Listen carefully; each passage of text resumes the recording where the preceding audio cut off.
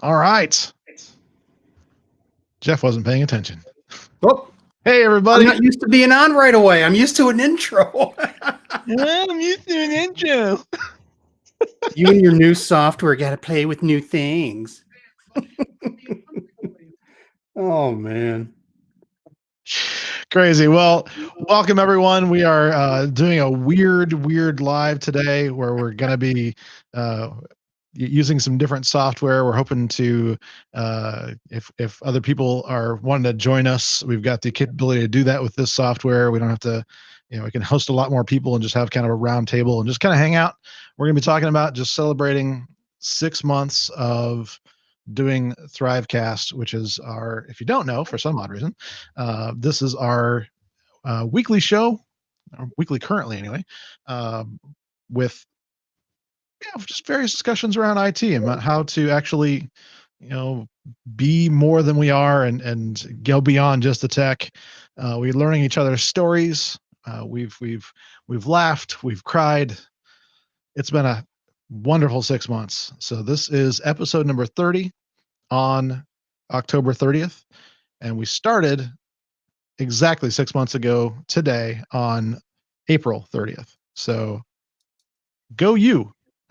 Yeah, no, I think it's, oh, shoot. Wow.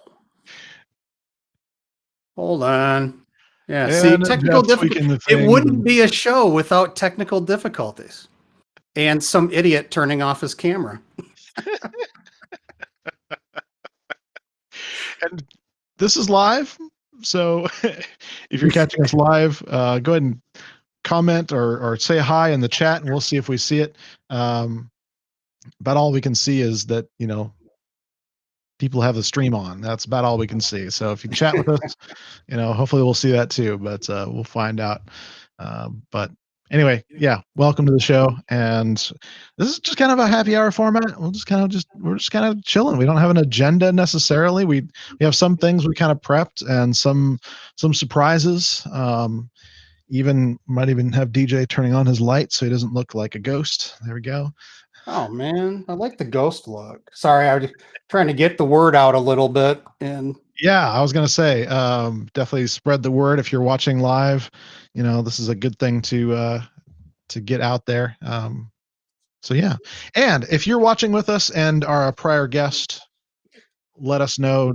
Direct message us so we can get you the link to get on, or just check your email. You should have been sent a link to join us as well. So like I said, we don't see the names of who's live. We just see that people are live. And so if you don't tell us, we won't know. So anyway, yeah. So as far as this goes, we wanted to give a little bit of a context though about why we did this crazy thing, why we started this show. And, the honest truth is, I've been doing things on Twitter for a while now. On Twitter, oh my goodness, on YouTube for a while now. That would include the Citrix Coach in a Car series and things like that.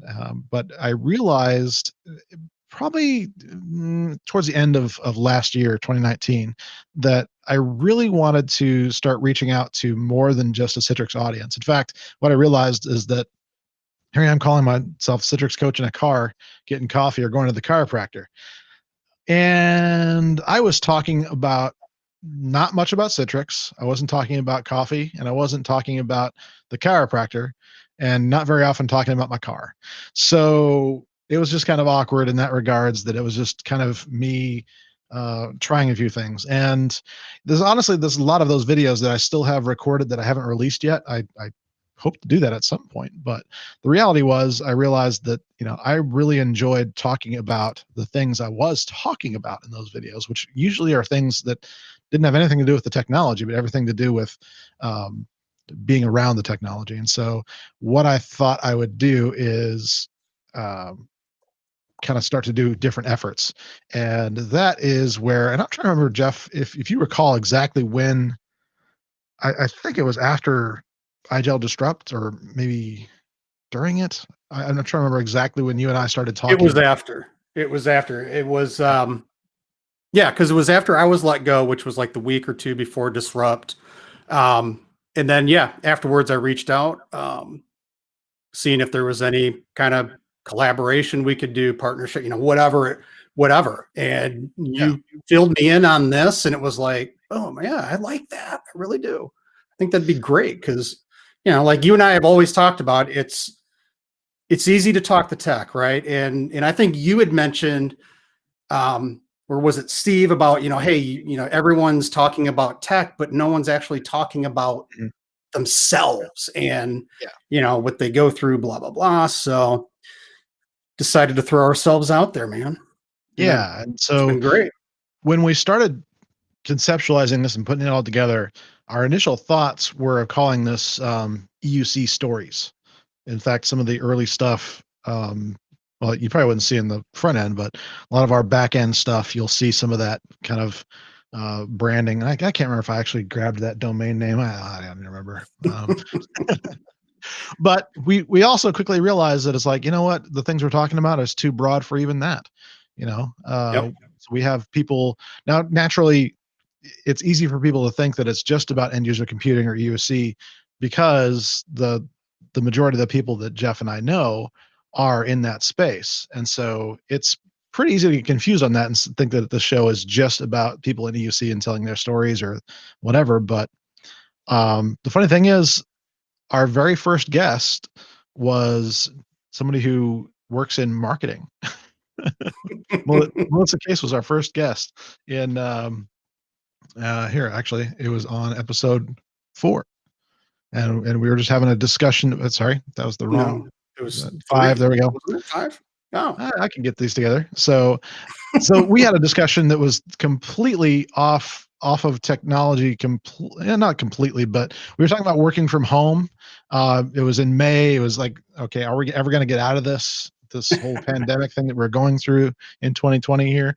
And so we just had a discussion about, whether or not employers were going to be letting people continue to work remotely, and kind of pros and cons about that kind of stuff. And it's interesting now that we're months later and we're still kind of talking about this and still seeing, pivots and adjustments to that. It's kind of fascinating, but that was kind of cool. So if you're just joining us, this is a show where we talk about, things that are not necessarily about the technology. We do on occasion talk about the technology, but usually it's just surviving around that and thriving around that and being, just I think it's good. And normalizing a lot of things that aren't typically talked about or dealt with kind of in a public fashion. So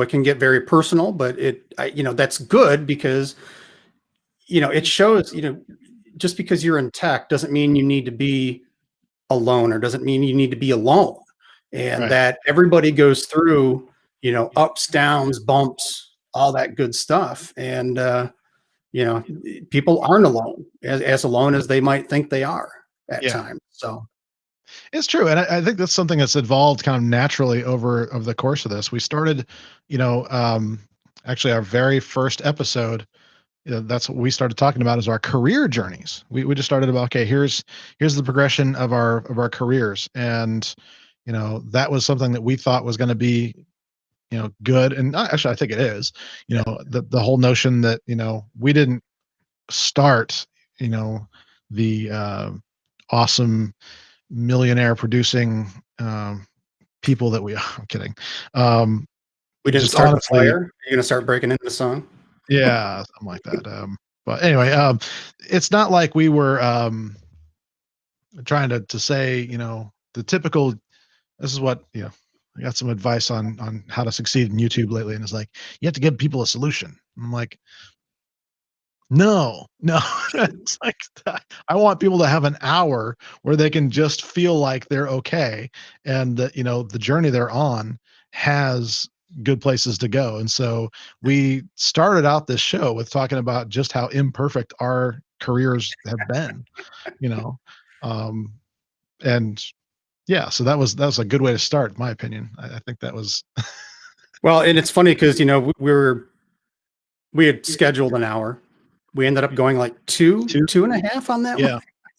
Yeah, this is one of those where it's funny how with all the things I've done in my life, and you would think that I would just naturally just I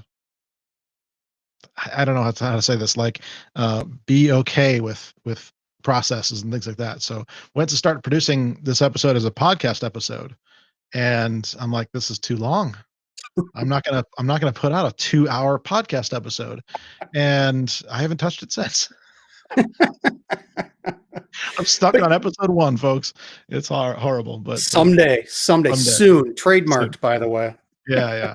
But it will But be. I think that was a good. It was a good start because one, DJ and I knew each other, but we'd never been like this before, right? And it, because we kept going off of each other and extending our stories and talking about different things, and it just, I think it was a good success. Yeah, it went well over what we had wanted, but it was good. But we by episode 3 or 4, I think we got it down to an hour. So we made the conscious decision, can't go over an hour, or if we do, it's got to be a natural, because we have on some. Yes. So, Yeah, but I was it's gonna say, yeah. worth it. Yeah. Yeah, it's weird how in my life I think I've just become reset to a natural timing of 90 minutes for any kind of deep conversation. It Mhm. feels like it takes about 10, 20 minutes to get going, and then there's about an hour or maybe 45 minutes or so of getting into it. And then there's usually just some insight, something that clicks, and usually need another half hour or so to really dive into Yep. it. So that's the nice thing about the format that we use for this show, is that it's an open forum as far as that goes. And so yeah, great stuff. So yeah, and also I'll mention just really quick, choosing YouTube for our primary channel has been an interesting decision too, just because it lends itself pretty well to live broadcasting, and is not as invasive as like Facebook and things like that. And so we're currently going to multiple platforms. I don't know how many people are on with us on Periscope on Twitter, but we have 3 on YouTube and 4 on Facebook right now. So thanks for joining us. I appreciate that. And Yes. but anyway, yeah. So that was another decision for us of, okay, what format do we use? And we're still toying with the idea of expanding this. This is why I was actually doing this today on multiple platforms, is to see how successful that would be to do multiple streams out there, sort of thing. But really for us, we're really hoping to kind of spread the word about what we're doing. And so we're really asking people to go ahead and subscribe to our YouTube channel. Even if you're watching on Facebook right now, just click on this link to get subscribed to our YouTube channel. The numbers help us. So even if you don't watch us on YouTube, it's fine. The numbers actually help us out a lot, because then YouTube puts us in front of people when we're talking about topics and things like that. And so the funny thing is, I watched this happen for a live video recently. Like people are more likely to be put in front of a live video. So we're learning a lot through this process. It's not just the length of time, but it's actually the strength of the content and things like that. And also there's other things we're learning, like if you click like, that actually helps YouTube out a lot too. So if you're sitting down there, click that like button. It helps a lot with us getting kind of that, it's like that YouTube juice. Same thing with Facebook typically. I mean, I'm using my personal Facebook page today, so I'm kind of cheating a little bit, but we're getting there. We do have a Facebook page sort of done. It's sort of like our blog. It's sort of done, but not really done. You know what I'm saying? So so there's that. So yeah, it's been a cool journey. And I say, and we've been discussing some more little changes here and there with how the episodes are, what we're going to have in the episodes, things like that. And yeah, like I said, it's a learning thing. And the more we learn, the better this is going to get. So kudos to us. Go us. Yes. There it goes. New interface. Freaking out. So yeah, honestly, it's been great. So let's keep going. Let's talk about other episodes. And if anybody has any questions or wants to say hi, just throw a chat in whatever format you're in, and hopefully we'll see it on our end as well. Hopefully, we hope. But so our second episode, actually, this is actually still one of my favorites. Oddly enough, it's not getting a lot of love as far as the metrics of like who's watching, but honestly, I think this is one of those just really good episodes that I shouldn't say it that way. That's probably getting it's like number 9 on our episode list. So it is getting good love. But this was kind of a cool thing where Jeff had this idea and he's like, I kind of want to talk about this, but I'm not sure it's appropriate for the YouTube thing. And I'm like, of course it's appropriate for the YouTube thing. Well, and I had just posted like my personal video on my YouTube site about this. And so I wasn't sure, do we want to do that because it's already out, but it ended, like you said, it ended up being a great discussion, really expanding on, how as a technologist, you don't need to know everything. You should not be expected, and you should not expect yourself to know everything, but it's okay, as it says, to say, I don't know. And then you go find the answer and get back to your customer, manager, whatever it may be. Right. And so actually that episode conceptually has been referenced many times. Many people, many other episodes, either guests we've had on or us have mentioned that episode, which is kind of cool. The other thing about this episode that was kind of interesting for us journey wise was that we had 2 topics we were talking about. So Jeff brought a topic and I brought a topic. And so I was talking about, how to just survival tips to thrive working from home, that sort of thing. I thought it'd be kind of interesting. But I do believe that might be the last time we ever did 2 topics in a single episode. I think pretty much from there we started getting guests on and whatnot, and kind of going that route and what they what they wanted to talk about, and getting into their backgrounds and all the good stuff. Yeah, and then DJ decided to get brave. So on May 14th, I did an episode where I was talking about how, I lost my job, got fired for something that was in a blog post. Not what you're probably thinking, not like controversial or anything like that. It was actually kind of silly in my mind. I've always got to be careful about this, but at the same time, it was one of those things where I had been hiding behind this for years. In fact, I don't think I mentioned this, Jeff, but this was 3 years ago, I believe, possibly even today. I didn't look at the exact date, but I think it might have been 3 years ago today that this happened. So today means a lot. There's a lot of things about this week. We'll talk about this video here in a bit, but the one I did earlier this week, that was kind of a 10-year retrospective of things like that. This is like this October to November, transition week has a lot of significance for me. So it's kind of weird, but it's kind of true. But this episode, either because of the title, draws people in or whatever, but far and away, this is our most viewed episode, which is scary for me. But I think kind of sets the tone a little bit for the rest of the show, that it's okay to be vulnerable and it's okay to talk about things. But what I'll say about this is how you have reached out to me and supported me, and even after the fact, this is something that I'm finding really cool about this, and why I've become kind of completely in love with doing this, is that after the episode aired, a couple of people reached out and were saying, hey, I totally get this. Something like this similar happened to me, and gosh, it sucks. Why can't we just be expressive and have other things, and all these kind of things, and all these troubles. And honestly, I'm obviously not going to break confidentiality and talk too much about the circumstances, but I'm not talking about just like whoever. I'm talking about like bigger influencers, I guess you could say, in the space, former employees of companies, you can say that, talking about how they were afraid to say anything online at this point for fear of the scrutiny. And they just kind of are in this, participating only by viewing kind of a thing. They're to the point where they're afraid of even sharing certain things on, just sharing what other people are sharing online.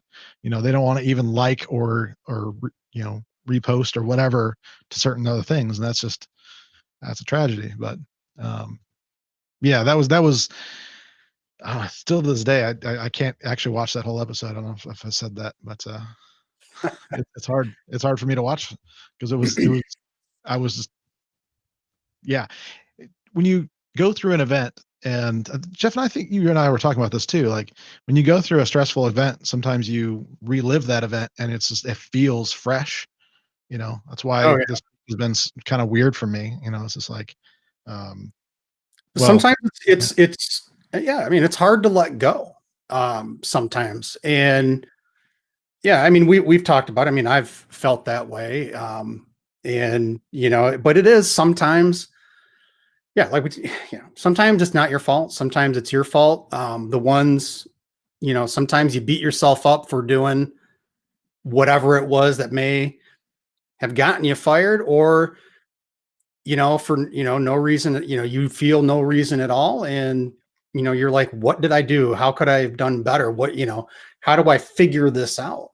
And yeah, it's and you're right, this episode was the one that really changed the tone, set the path.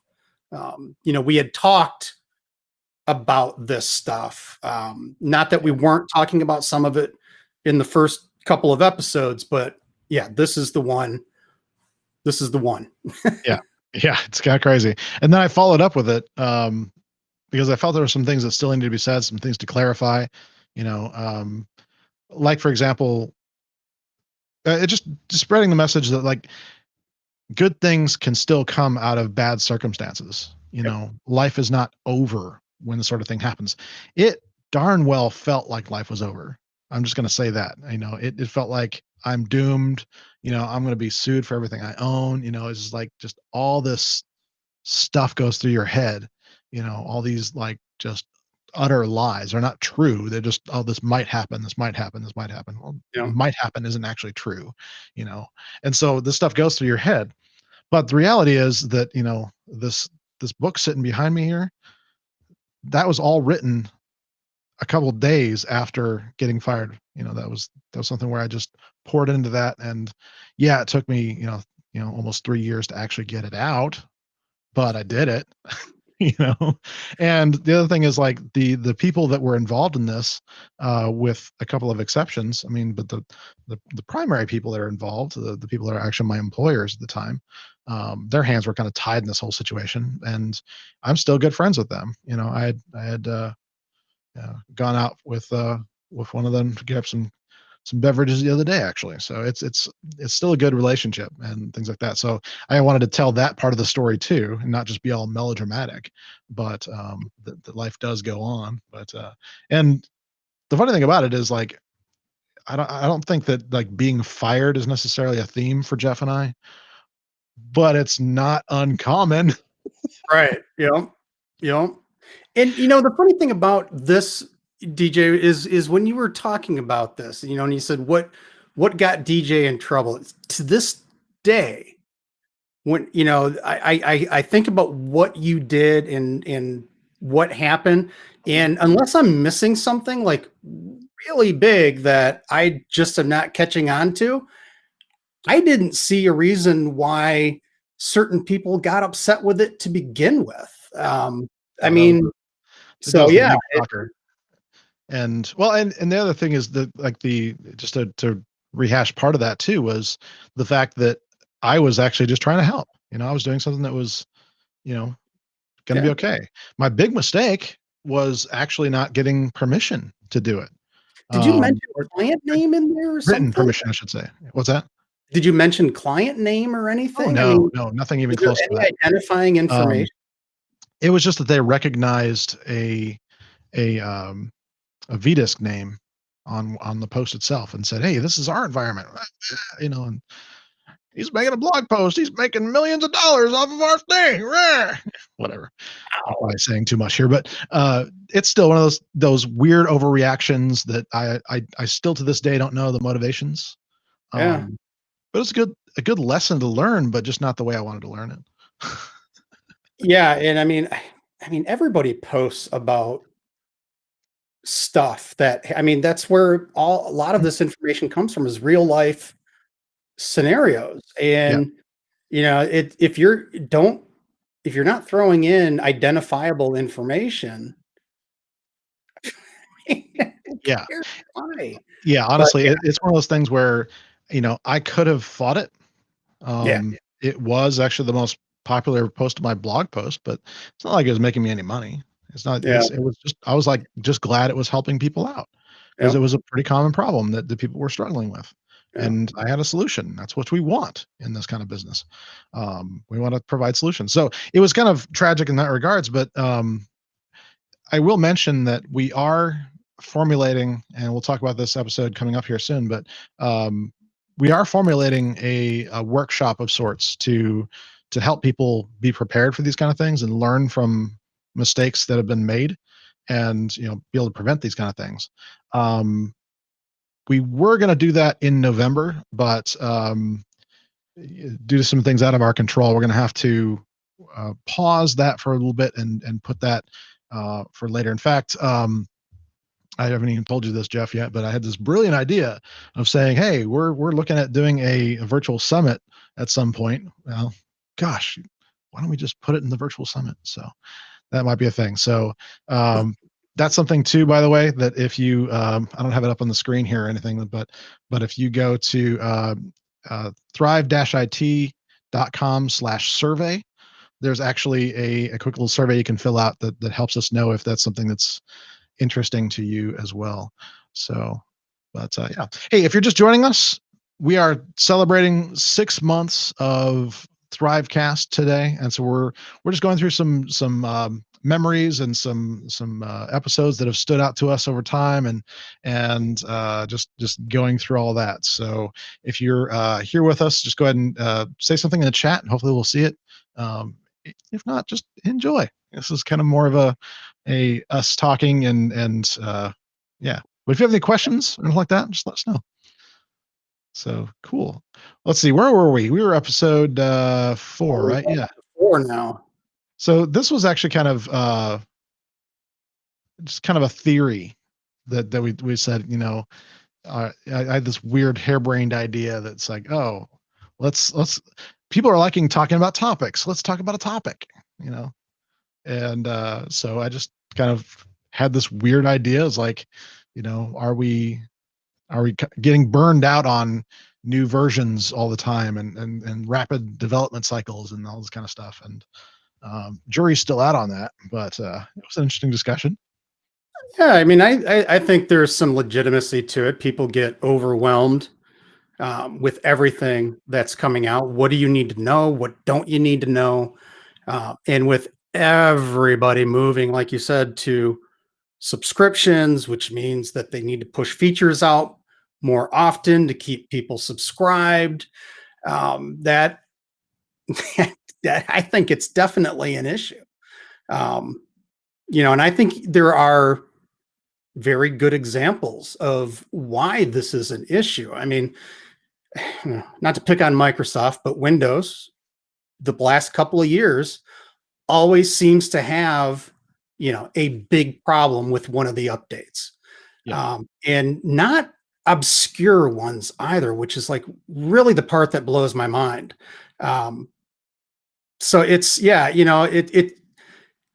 I do like the way Windows is iterated now, in that you don't have to wait for major updates. It's more rolled out on a timely basis. I do like that.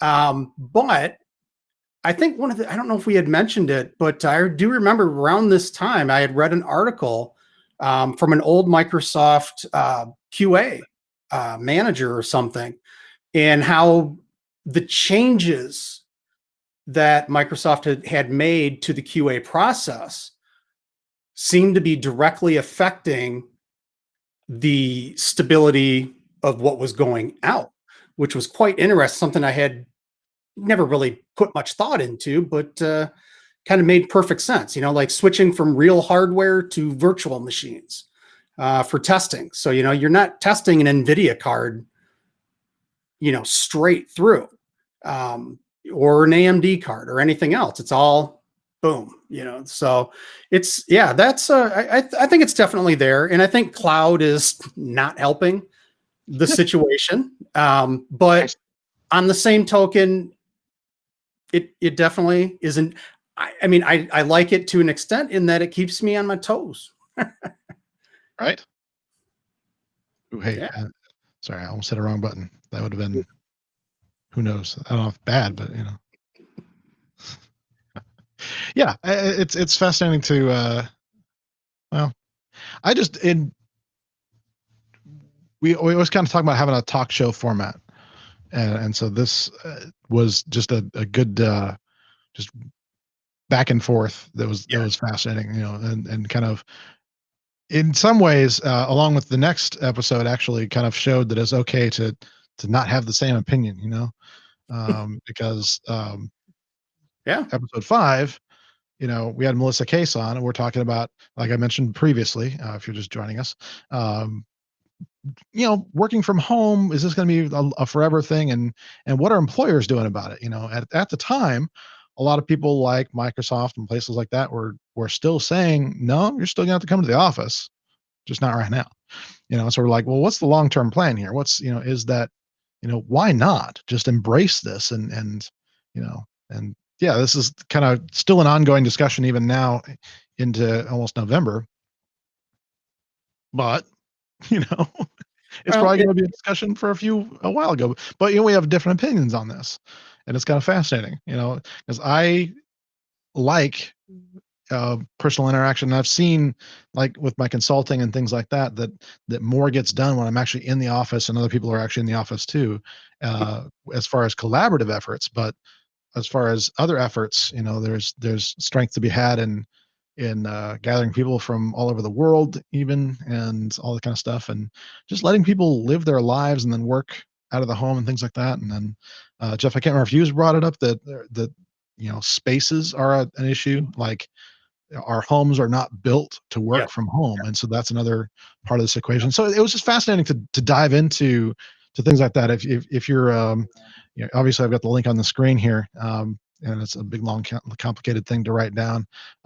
We'll try and get all these into our show description or whatever, but these are all in our playlists on the YouTube channel, which you should totally subscribe to. Yeah, and I think that was the big thing that had happened, was because of how rapid people had to work from home. It wasn't like, oh, here's some time to ramp up and get your spaces ready. It was literally overnight for millions of people. Yeah. And, they didn't have spaces carved out. They didn't have offices. Some of them didn't even have dining room table. I mean, it was, like small little apartments and things like that. So that, and it's not even just, from a technology side, like, there is that human element to it all. And, there are going to be people that love it. There are going to be people that hate it. There's going to be people that just don't care. But I think it's a step in the right direction, because, you can still do hybrid. You could still, 2 out, 3 in, 3 out, 2 in, whatever the case may be. It depends on the cases. So it was cool to just have and obviously we're not at all passionate about this topic. No, we couldn't care less, obviously. So haven't worked from home for 10 years. Yeah, not a big deal. It's like one of the cornerstones of our career. No big deal, right? But that's just it too. It's like I've enjoyed having people that we can consider experts as well, so it's not just our voices saying these kind of things. And that's been, Yeah. Honestly, I haven't said this yet, but I need to say it. Thank you to all the guests that have come on with us. Honestly, this has just been amazing to have you with us, and yeah, it's just been great. So speaking of our very next guest, yeah, so there was a tweet that went out, and kind of one of those in anger kind of things, but still had a really, really good point about how things were being done in like HR and things like that weren't necessarily great, from workflow, from a personal standpoint. And I just realized I misspelled his name. Look at that. George, it should be George. Thank you very much. But I reached out to him on Twitter and said, hey, you know what? This would make a fantastic episode. Are you willing to come on? And he said, yeah, that'd be great. And so we had him just before we had George on. It was kind of hilarious. He's like, I'm not so sure about this. And I'm like, yeah, it'll be fine. And this is, I mean, if you want an example of, really a topic that has nothing to do with tech. Yep. This was it. I mean, this is it right here. I mean, obviously we talked to it from a tech side, but this applies to any occupation, any employee manager relationship. Yeah. Yeah. It was just a lot of fun. And honestly, one of those discussions that was from the heart. And I think actually, I would say this is probably one of the first discussions we had that was this much from the heart, that was really just grieving how other people are being treated, not just stuff that happened to us or whatever. So it wasn't really a story. This wasn't something that was like somebody has a specific story and this is just awful. This was really just like, why do companies do these things? And it was just wanting to be thoughtful about this. And there's a lot of, actually, if you are a manager of people, it doesn't matter if it's if you're in technology or not. This is actually a great episode to watch, just for a lot of good tips, not just from us, but also from George, who's been there, and so it's some really good stuff on that episode. So I definitely recommend viewing that episode. So next up is our, oh wow, what did I do here? There we go. Our I believe second most viewed episode, which is the insane world of UC conferences. And the funny thing is, this is just one of those episodes that I think we were just trying to figure out what to talk about. I think it was. I really do. Like a last minute kind of we could talk about that. And so, yeah, it's kind of because funny. E2EVC was the virtual conference, either was coming up or had just happened. Yeah. I think it was just coming up. I think it was that weekend or something like that. And the funny thing about that was that we're giving all these memories about conferences past, and there are many. Actually, this is kind of a funny episode in a lot of ways. And I held back on a lot of memories on this episode, by the way. There's some things that just, what happens in Vegas stays in Vegas, or what happens in Orlando stays in Orlando, or, that sort of thing. But honestly, the funny thing about this episode was that right afterwards, at E2EVC being virtual for, pretty much the first time, I believe. Yeah. Fully virtually. Yeah. Yeah. I was like, hey, Alex, if you want me to present it all, just let me know. I mean, if it's virtual, I can help out. And, not only did I give a presentation that I was barely prepared for, I was like, just like right off the cuff prepared and the sort of thing, but people loved it. It was like voted best presentation or whatever. And I was like, what? It was just kind of random. So it was just kind of cool. And Jeff, I think I just realized why this might have some of the most initial views, because the title has THRIVEcast #007. It might be showing up on some more searches, which is awesome. 007. What would that mean? I don't know. Dane, thank you, man. Haven't heard from you in a while. It's true. Yeah. Good to see you. When you coming on the show, Dane? Right. When you coming on, buddy? Hey, hope you're staying safe over there in the West, man. That's crazy stuff going there. Right? Yeah. To all my friends in California and Colorado, this is just not great. I mean, I don't know how much I want to talk about how 2020 has really been, just from things outside of just the obvious with COVID and things like that. But it really is just kind of wild. Like the one image that stayed, or I shouldn't say image, but like video or what, meme, whatever you want to call it, was when the fires were, I think it was outside San Francisco, and somebody had taken a video, and it looked like Doom World, you know, everything was red, and then somebody put the music of Blade Runner to it, and it was like, that's perfect. That's it. That's beautiful. It's a wrap. We're done.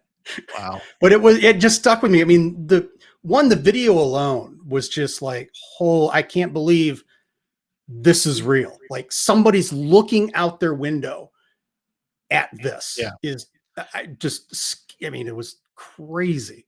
So I'll say something about how all this started for me too, is so we'd just done the IGL disrupt and all that kind of, so coming off of that, and then started to get more and more cases of COVID-19, and then a tornado hit Nashville, and it was a couple days later that, and I don't think I've said anything about this, so I'll just say it now. But what actually happened to me was I was this is actually coming hard to talk about, but I'm going to do it anyway. I'm going to power through this. Our neighborhood is just kind of on a cul-de-sac, right? And my wife woke me up and said, "There's a bunch of police outside." And so I came outside, or came to the window, and we were told to stay indoors. You know, there was a whole SWAT team there and all that kind of stuff. And it was we later learned that it was a veteran that was going to, was saying he was going to commit suicide, and he was armed and all that kind of stuff. And so they were trying to help him, you know, to stay alive. Well, it just so happened that his name was also DJ.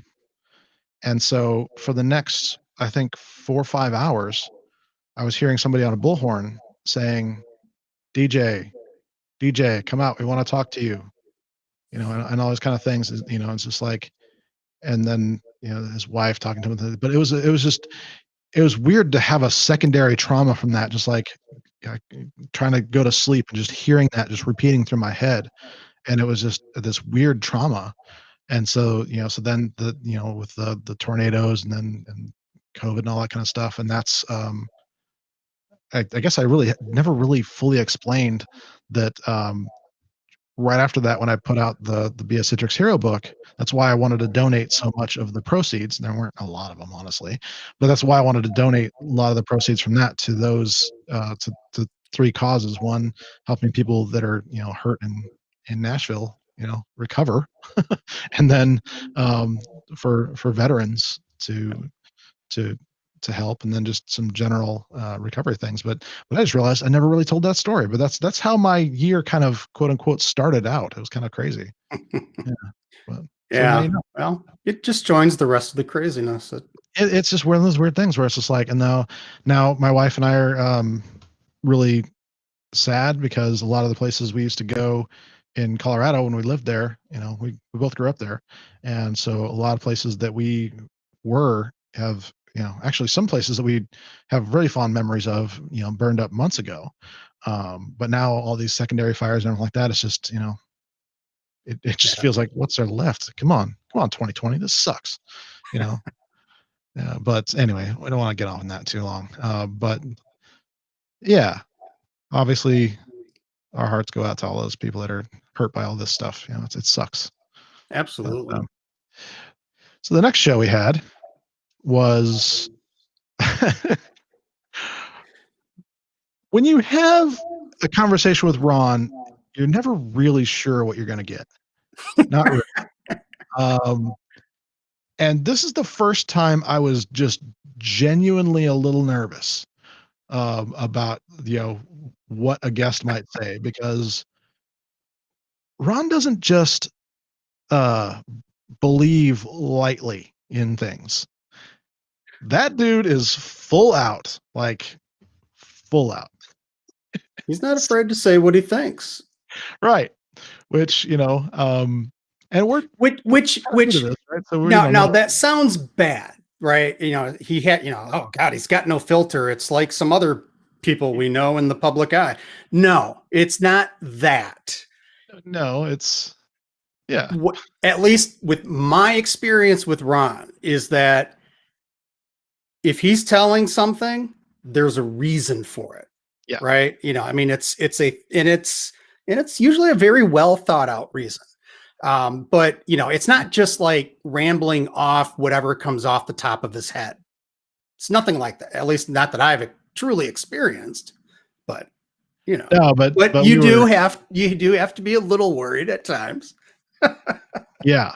Honestly, it was like more of just like, we're pretty new to the platform, and all these platforms really, this is all new for us. It's all live. It's not like we can bleep anything out or anything like that. So we just don't know. I mean, then you watch other YouTube videos and you're like, oh, we're probably fine. But then again, we never know who's watching. We don't know if, whatever. It's one of those things where it's just like, we want to believe passionately, but we also don't want to be a stumbling block either. But well, and I mean, as far as I remember, there was nothing there. I mean, that would be like, oh God, do we need to? Oh no, content-wise, no. It's more of just. It was the fear because we know Ron and we love Ron because he's Ron effing Oglesby. No, it's Ron Ogre Oglesby. Yeah. Gotta keep that in mind. Yeah. No, but in the end, I had wanted to get Ron on as soon as I could, because I mean, truthfully, as a mentor for the last 10 years, he changed my career, where, and I've said this before, where I was looking to kind of get out of tech, definitely wanted to get out of EUC, was just bored with it. Everything was just sick and tired of being the grease monkey, I mean, just doing all the implementations. I mean, I was doing consulting and other stuff as well, but it was like, I'm tired of this.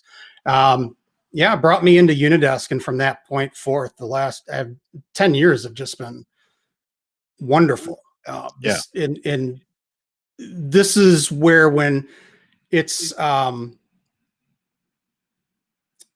the title said, I mean, the soft skills that really matter, he's the one, along with others, obviously. I don't want to shortchange anybody.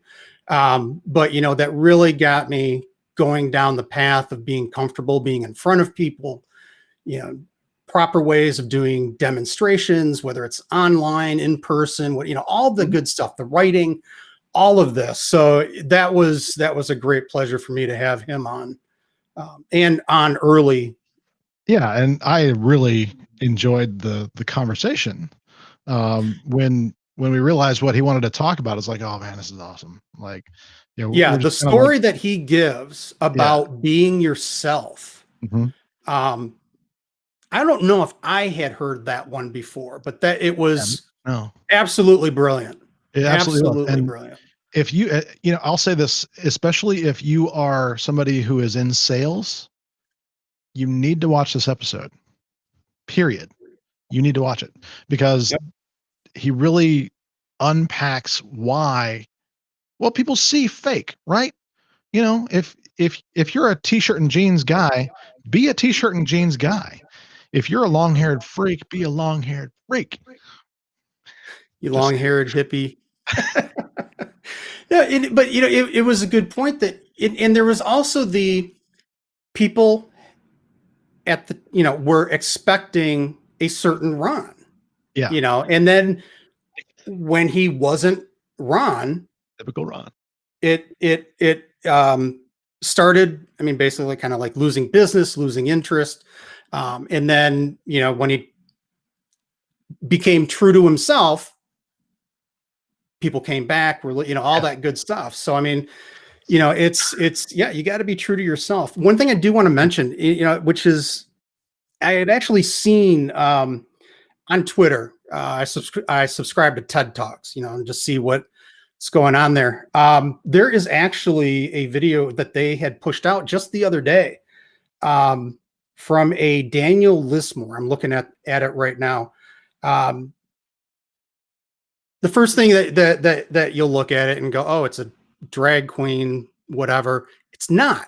But the guy talks about exactly this. And if there is somebody that has been true to themselves to the point where he has been, he says, stabbed, spat upon, all this stuff, but he's happy, and I think that's the key to it, is that, if you can't be yourself, you're not going to be happy. You got to be true to yourself about just about life. And if you're not being true to yourself, you're going to be unhappy. Things just aren't going to work quite right. So yeah, it's an interesting conversation about that, because a lot of times we all think we need to be the other guy. The grass is always greener type thing. And no, it's just be yourself and be happy, and people will accept that. They'll know. Yeah. So this is crazy. We've been 50 minutes in and we've gotten only 8 episodes in. We've got 30 episodes total. I just realized that we're not going to get through all the episodes, are we? No, not today. I'm going a little bit over an hour, but thanks for hanging out with us. If you're just joining us, we are counting down, or not counting down, but we're recounting some of our favorite moments from 30 episodes over the last 6 months of THRIVEcast, live every week, which is also kind of cool, by the way, that we've been able to keep with a live kind of a thing. And this is one of those rare weeks where this is actually the 3rd time we've been live this week, or at least I've been live this week. Which is kind of fun.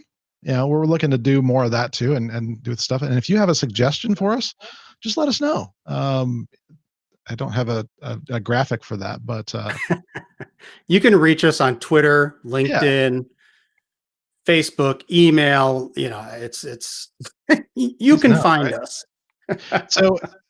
So what happened from this point is we started kind of evolving and talking less about topics strictly, and started telling more and more stories.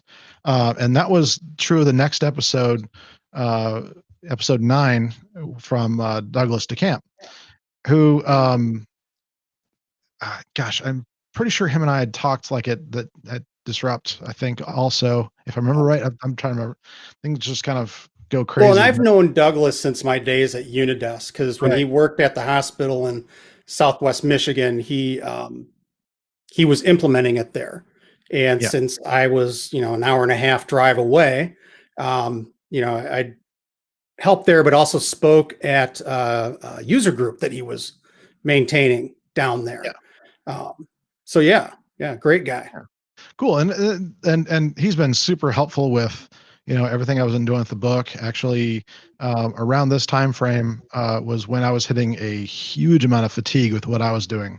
I had this crazy goal to publish. Actually, my initial goal was to publish like 3 books in 2020. That turns out to be a really bad idea. Just a little secret for you. I am working on writing the next book next month. Okay, George R.R. Martin. We'll believe that. Yeah, that's actually true. I'm going to be doing the November novel writing month. Only I'm not going to write a novel. I'm going to actually write another book that's going to be a little more mass market and nothing about technology, I think. And I'm pretty sure I'm going to do this. I mean, I think I need to give these things a little bit of space, but at the same time, I've caught the bug, and there's nothing I can do. I just need to write and need to publish. It's just so. I almost said fun. It's not fun. It's definitely not. But there is a something cool about it. But anyway, Douglas has been a huge help for me in this project. And so, but I think this story was really cool because some people have this like notion in information technology or whatever they're doing that, well, because I don't have the degree or whatever, then I really am only going to ever be like an administrator or whatever. And Douglas's story proves that that's not true. It's just like, he just went all over the place in his career and found a place where he fit in, that fit his personality, and he's been thriving there. Yep. And that's really important for us to know, is that you really just find the place where you thrive and you're going to be okay. But I want to move on to one of my favorite episodes, just because Carl and I become friends over the years, and he's also here in Tennessee as well. And there were some things about his story that I didn't know, and the way he just brought it during this episode was positively fantastic about the kind of the memories and whatnot, but how upfront he was about, why, going back to episode 7, why, everybody else is getting, drinking a lot at conferences and he's not, and he has some very good reasons why not, because he was living the rock star life of a tuba player.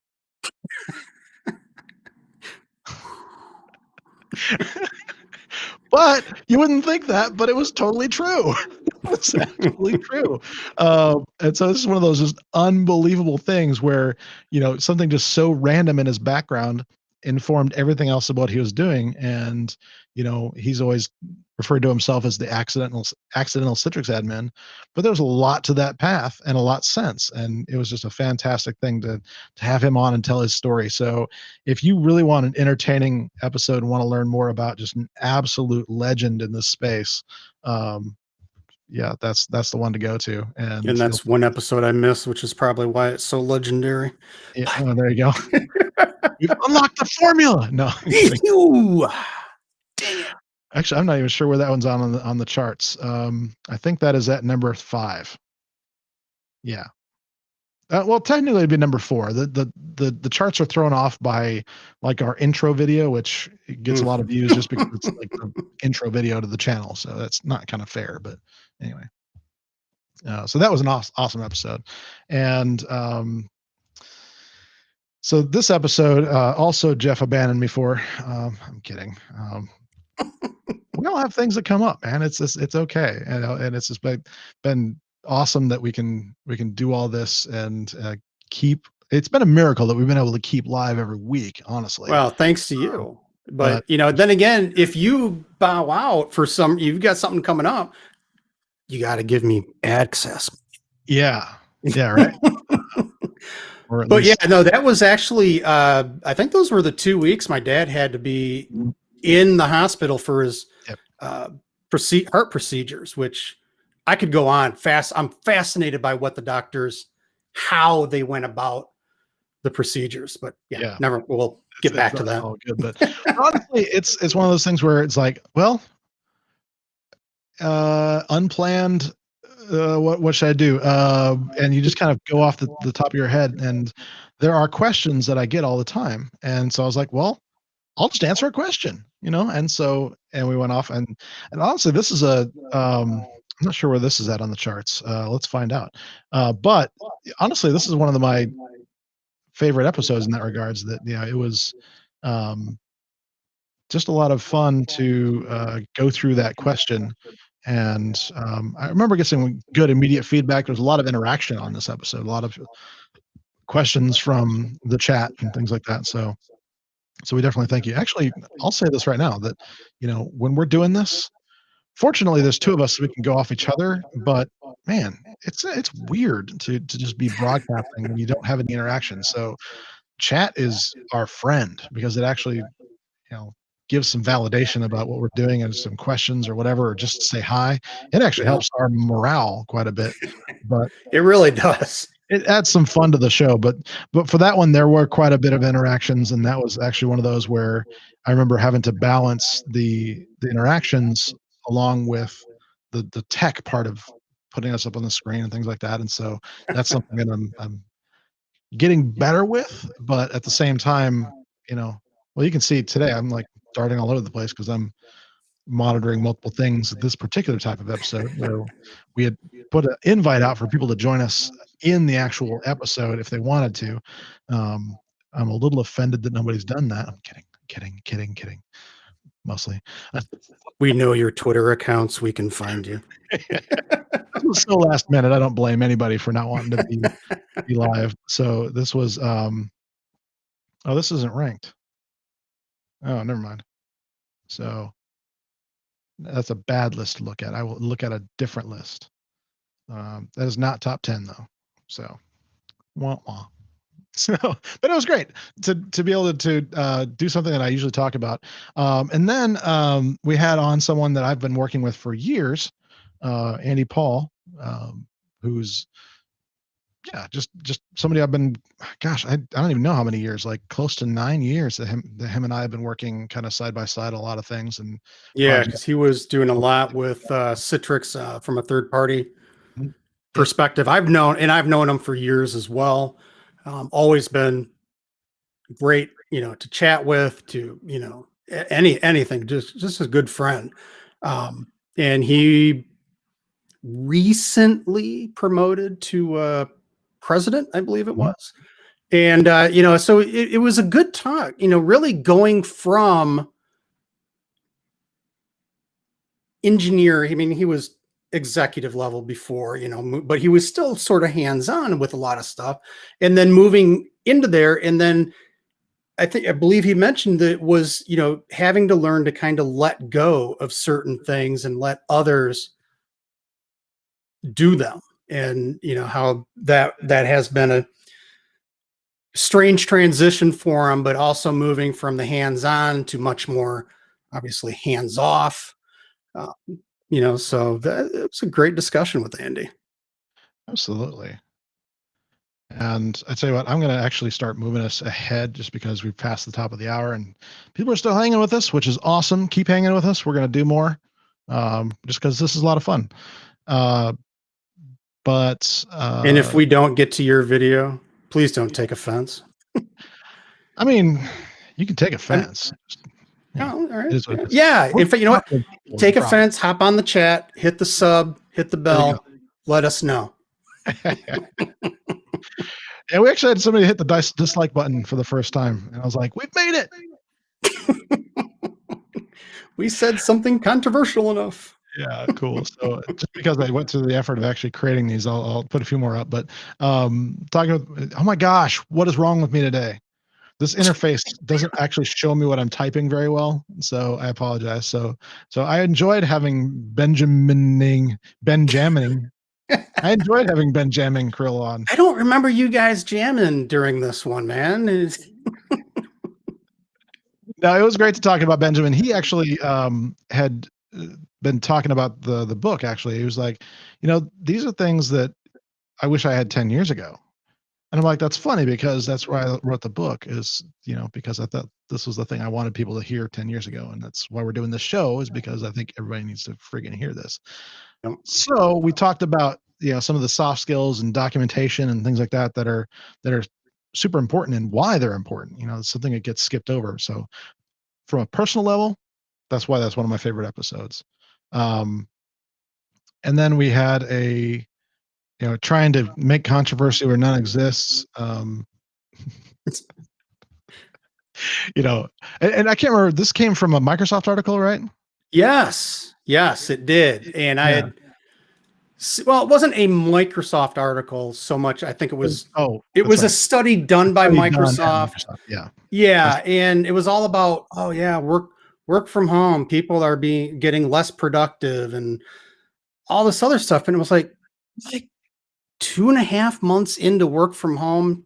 Yeah. Very small sample set, kind of insane, kind of and there was no mention of methodology, how, and I've been in this discussion even recently, like on Twitter and stuff about how exactly do you measure when you're working, when you're not working, when you're working from home. I mean, this where you're doing something like this and you can say, yep, I was working for the last hour with DJ.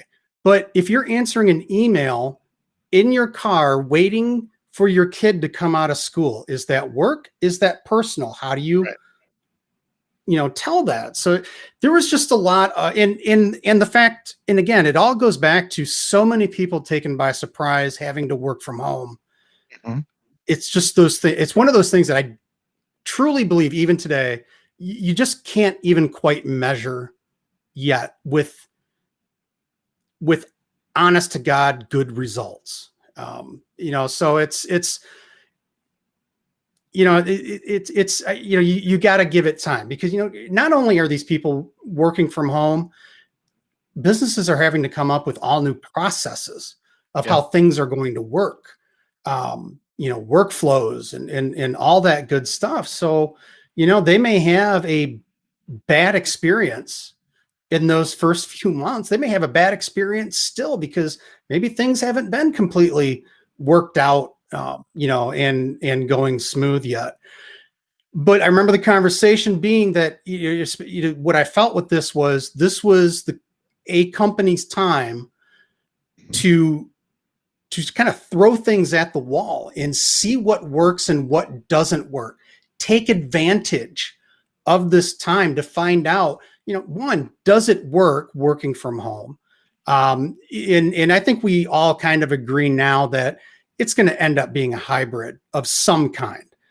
It could be hybrid, 2 days a week, 3 days a week at home, whatever. It could be a hybrid of some work from home, others come into the office, whatever the case may be. But there's a lot to be said for working at home. Obviously, I'm a big believer in it. But I also know that it doesn't work for everybody. But, this is the time that businesses can take the time to figure out all that works and doesn't work. And like I said, just throw whatever at the wall, see what sticks, man. You may discover something you hadn't even thought of that would work. And now, you say, oh yeah, that's great. Let's keep doing this and see how it goes.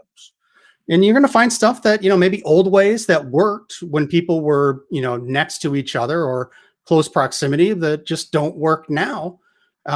Because let's be honest, companies, businesses, as we see with, Windows 2000 servers still running, applications that can never leave old operating systems, businesses are resistant to change. And if something is working, a lot of times that process, that whatever, will be ridden all the way till it literally cannot be ridden anymore. So, I think this is a good time for companies to freshen up a lot of that stuff. It's true. Yeah. Move on. That's my soapbox. Well, I love that this is like a happy hour and neither of us are drinking, so it's just like we're all like all over. I was gonna bring my whiskey. And I'm actually on a diet right now, so I can't really drink. So I've been drinking water. Good man. So, this was a cool episode. Theresa was really nervous about coming on with us because, well, I mean, you never know. Like with tech world, we tend to talk only about tech stuff. And, I will be honest and say, I don't think she was fully prepared for just how much we wanted to talk about her, just as a person, not as a person that knows stuff about technology or just to talk about, technology itself. We wanted to know about her and her life. And it was great to have her open up on that. And it was really a blessing to be part of that. And so that's a good episode to check out too, I think. There's a lot of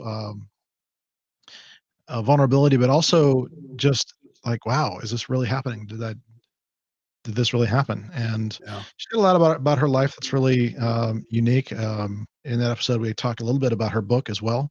And it's a good little it's good. It's a quick little read, but it's good to kind of go through that journey with her. And so, but yeah, that was a fantastic. I really enjoyed that episode.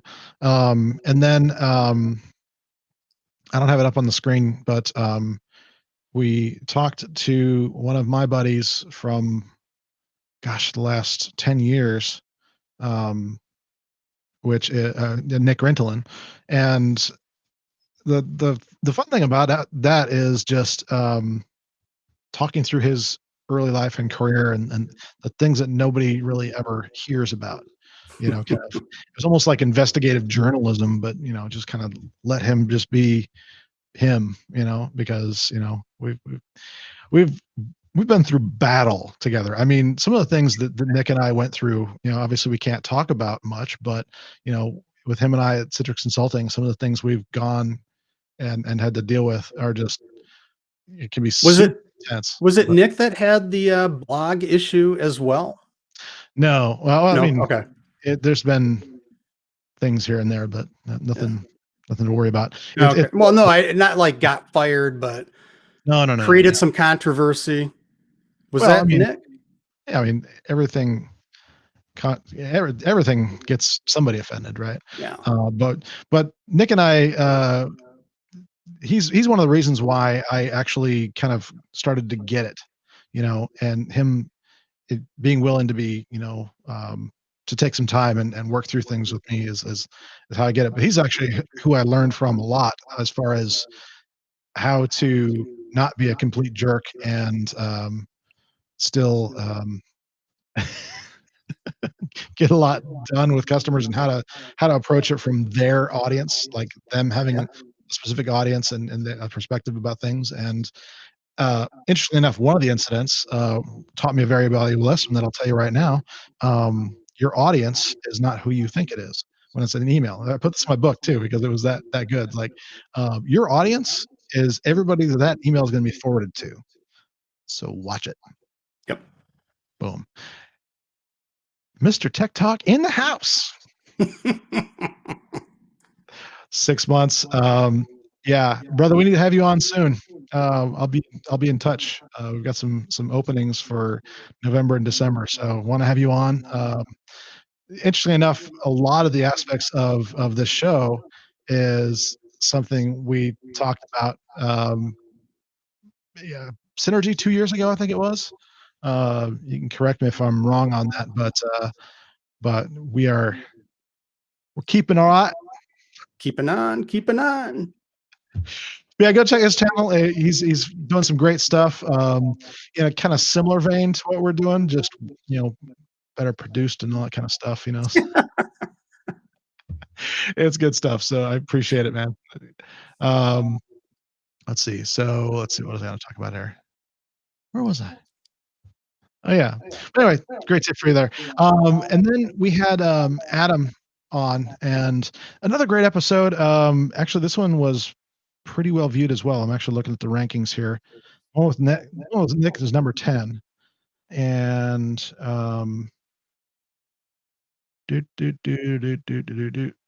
Yep, I don't remember. I can't. You're going to do it live now. I'm going to do it. Yeah. So. Oh yes. Sorry. The answer to the question. There's always a delay, which is kind of awkward to deal with. I got to be honest. But yeah, he doesn't do live. He does it produced, which maybe that's a good idea. I don't know. We actually, the funny thing is, Jeff and I, we originally talked about doing that way, and then we decided that what, we'll just do it live, because I enjoy this so much, doing it live. It's fun. It's just fun. You just never know what you're going to get, and it's just I love the live engagement and that sort of thing. It's just it's a fun conversation.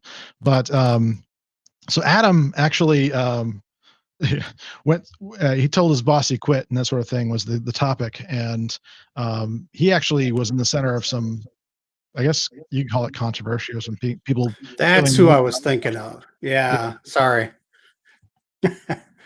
And it's because he used some pretty colorful language, and so that they'll always trigger certain people and things like that. So, but at the same time, he had really great points about kind of how you should view your employer and how you should view your own work, and kind of being your own person in one sense, but also just being smart about it, not just being,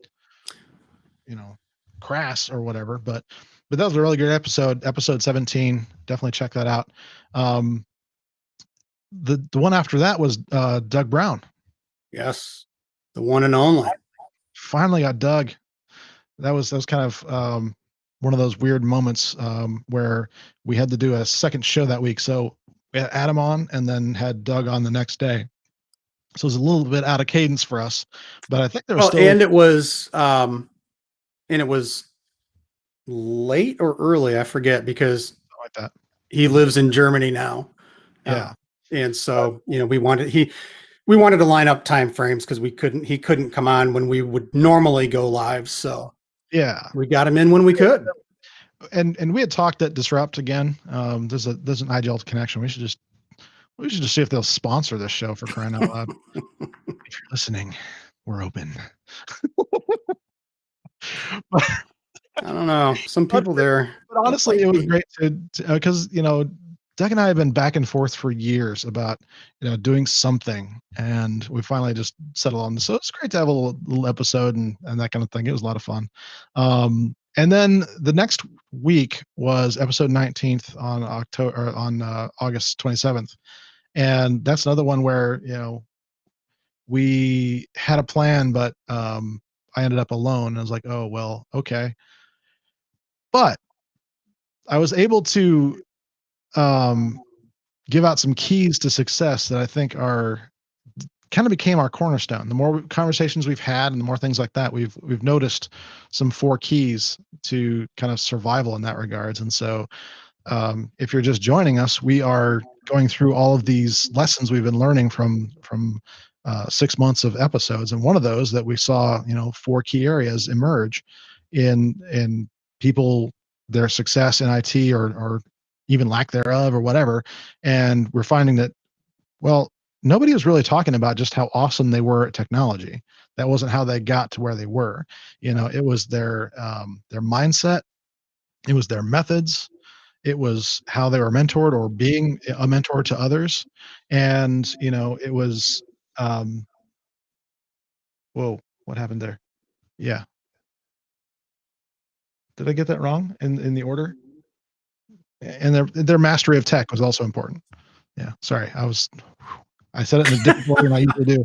I wrote this on my board over here. And so because they all start with M. So it's like 4 M's. And so it's like, which one is it?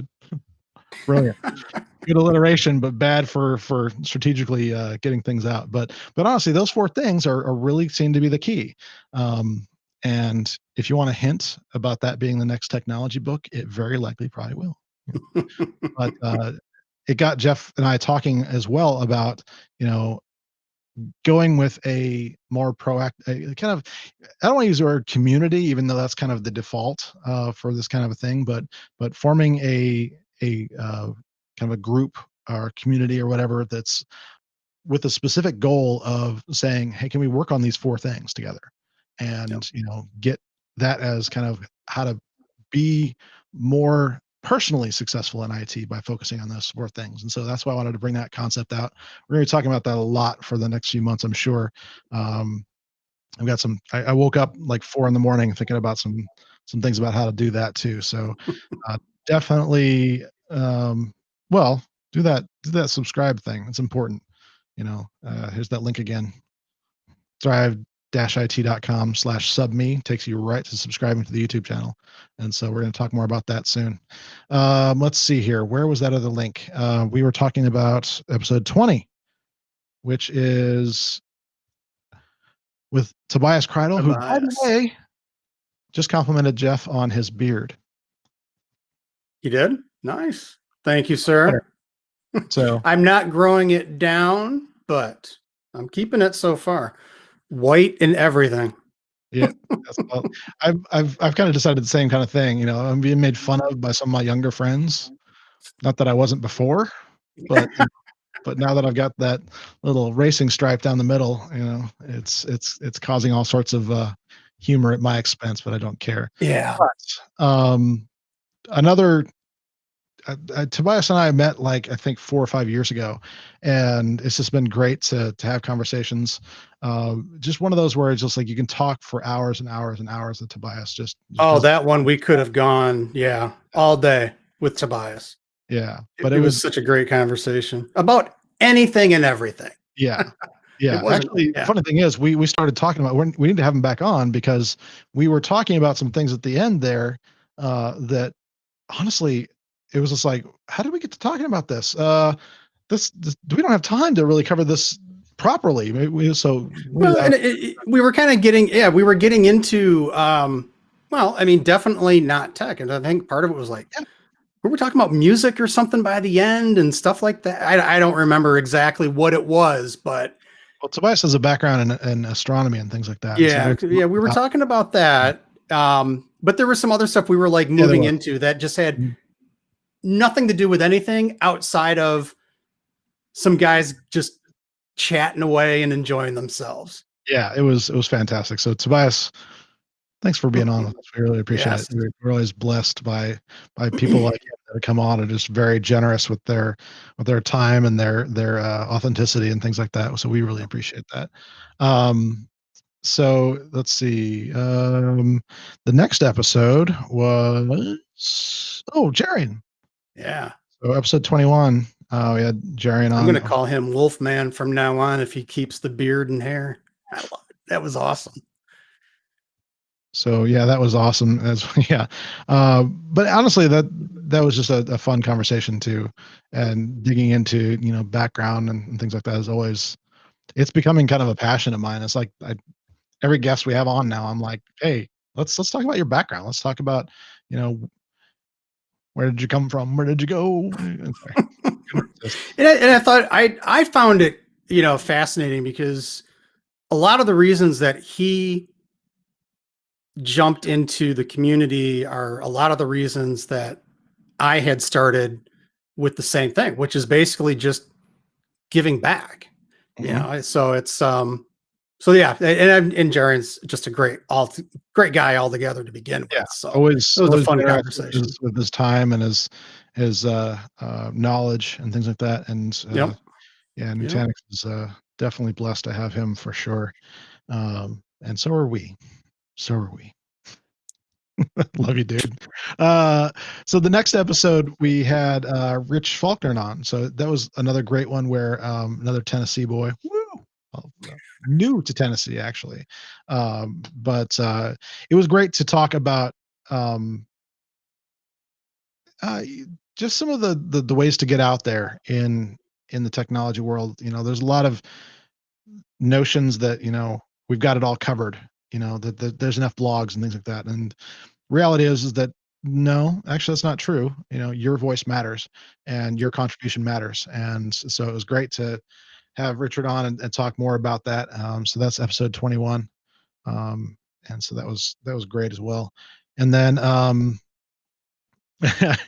then the next episode 23 was I called it Long Hair Still Care because because we had Eltjo van Gulik on and we were talking about the Dutch among other things. But just it was great to just have that more personal conversation. And him and I haven't gotten to know each other a lot over the last year and a half. So it'd been great to have him on and yeah, just another great episode. And in the EUC space, the Dutch rule all. That's all there is to it. Crazy. And I had actually I still regret not going out. Had a great opportunity to go out for a conference in 2019 and didn't go. And had another opportunity. It was going to be another opportunity this year. It didn't happen. So I'm like, dang it. What? But it's a great user group that's there. Largest I've ever seen. Yeah, I'm thinking that I want to go just to see if I can finally get heckled off the stage. And they will be the ones to do it if people will. But yeah, so. Awesome. Well, another episode that I really enjoyed, just because, well, for multiple reasons, but we had Jen Sheerin on, and she has just been Well, like I said during the episode, just really impressing me with the things she's been doing, and in not only her contributions, but just how she's approached things. Jen is somebody I've been watching for the last few years as a CTA, and is watching how the Women in Tech mentoring program has been kind of, I don't want to say as a use case, but I've just seen her just grow so much as a person, and from a technology standpoint, like I said, our tech mastery is a piece of it, but it's not really the primary thing. And so watching Jen grow and be more and more successful, and she's also the first guest that I almost made cry, which is on me. Uh, Sometimes I play all out.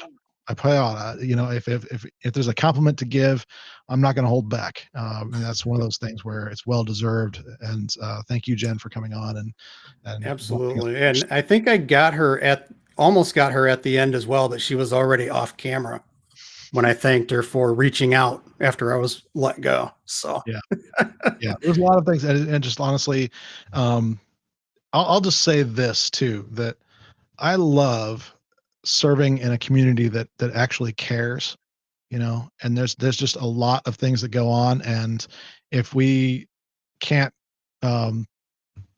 do a little bit of crying together, it's not really a community, really. It's just a group of people that get together and talk about tech, and so more of that the better. So I applaud that. Our next episode was a riot, because you can't have Guy Leech on and not have a lot of fun. Yes. But I think what my favorite part about this episode, though, was, not many people know Guy's background, and how he got into what he was doing, and the guy's mind just operates on a different level. Oh, it does. It does. And so, yeah. When I talked to him last year at Synergy, actually, it was one of the things where I was like, man.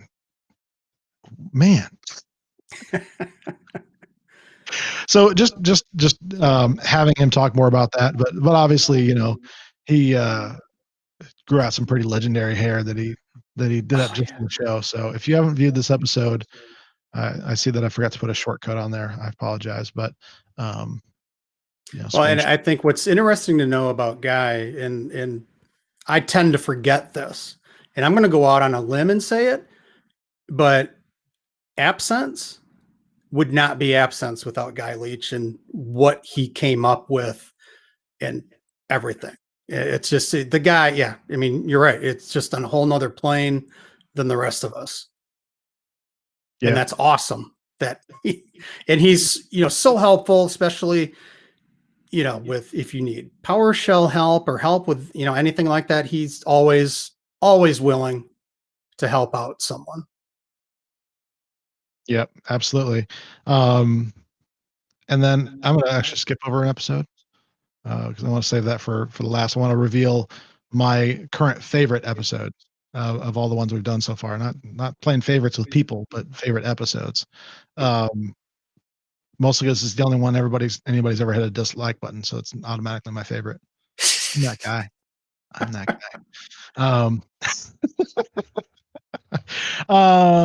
So let's see, was that, oh my gosh, that was last week.